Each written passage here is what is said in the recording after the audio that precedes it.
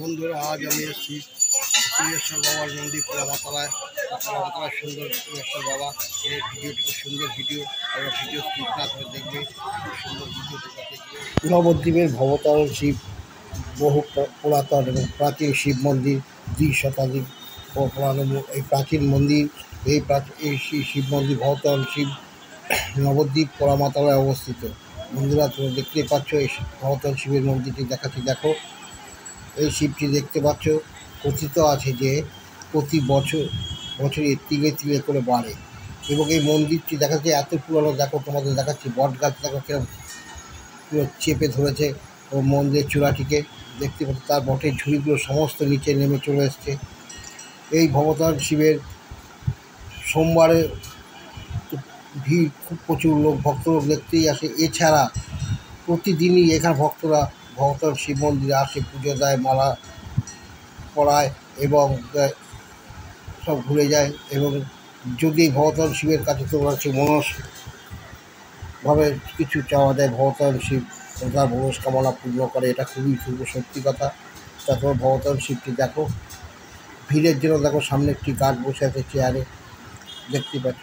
ভবতারণ শিবের পুজোর জন্যই দেখো সামনেই সব ফুলের দোকান বসে, সেখান থেকে ফুল টুল তোমরা নিতে পারবে, দিয়ে ভবতারণ শিবকে পুজো দিতে হবে। ভবতারণ শিবের সব ঐতিহ্য দেখবার সামনেই সব দরিদ্র শ্রেণীর লোকেরা বসে থাকে। তা ভবতারণ শিবকে পুজো দিয়ে এসে তাদের কিছু দান দক্ষিণা করে। তা তোমাদের মন্দিরটি দেখাচ্ছি, দেখো মন্দিরের চারিদিকটা দেখাচ্ছি, তুমি দেখো।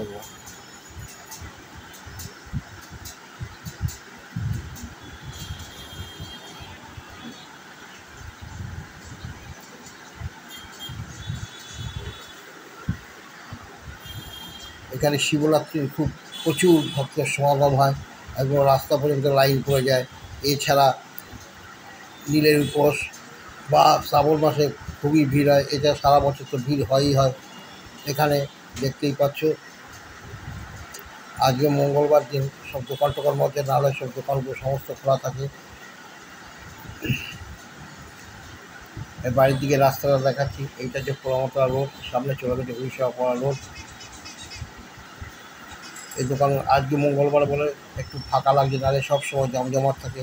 এই বাঁ দিকতে চলে গেল তোমাদের একদম বাজার রোড, যেটা বলে বড় বাজার রোড, সেইটি। তার পাশেই তোমার মন্দিরের ইয়েগুলো দেখাচ্ছি, এইগুলো দেখো।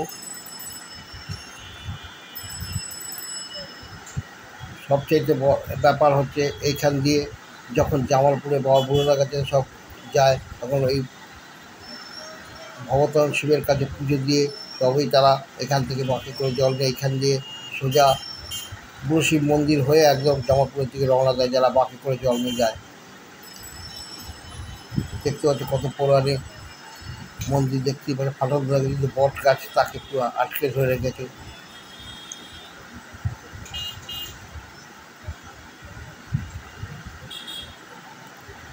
তোমরা যে ভবতারণ শিব মন্দির দেখতে আসো, তো যেখান দিয়েই আসবে, সোজা নবদ্বীপ বা শিয়ালদা থেকে যারা আসবে, তারা কাটোয়া লোকাল ধরে নবদ্বীপ ধাম বা অথবা বিষ্ণুপ্রিয়া স্টেশনে নেমে সোজা টোটো ধরে তোমরা চলে আসবে পোড়ামাতলা ভবতারণ শিব মন্দির। যদি গঙ্গা কৃষ্ণনগর দিয়েও আসো, তাহলেও গঙ্গা পার হয়ে সোজা চলে আসবে ভবতারণ মন্দির। খুব সহজেই আসতে পারবে, কোনো আঁকা বাঁকা রাস্তা নেই, টোটোওয়ালার সঙ্গে সঙ্গে নিয়ে আসবে।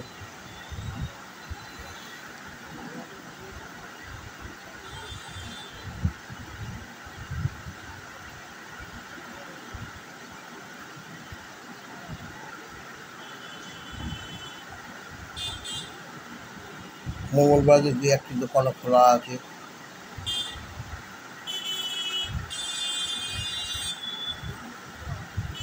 দেখে বটের ঝুড়িগুলো দেখতেই পাচ্ছে কীভাবে আস্তে পৃষ্ঠে ধরে রেখে দিয়েছে মন্দিরটাকে, দেখার মতো।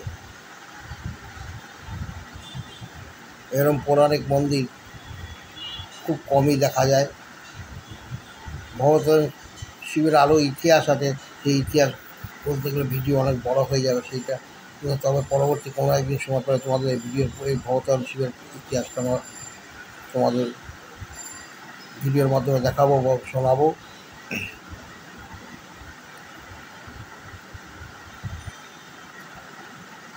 যাই হোক বন্ধুরা,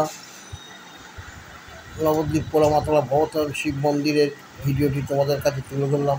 হয়তো যদি ভিডিওটি তোমাদের ভালো লাগে, অবশ্যই তোমরা লাইক, শেয়ার এবং কমেন্টস করো। তোমরা কমেন্টস করলে আমি এরকম নতুন নতুন ভিডিও দিতে উৎসাহিত হব। আর যদি ইচ্ছা সাবস্ক্রাইব করে দিও। আজ এখানেই রাখছি, দেখা হচ্ছে পরের ভিডিও।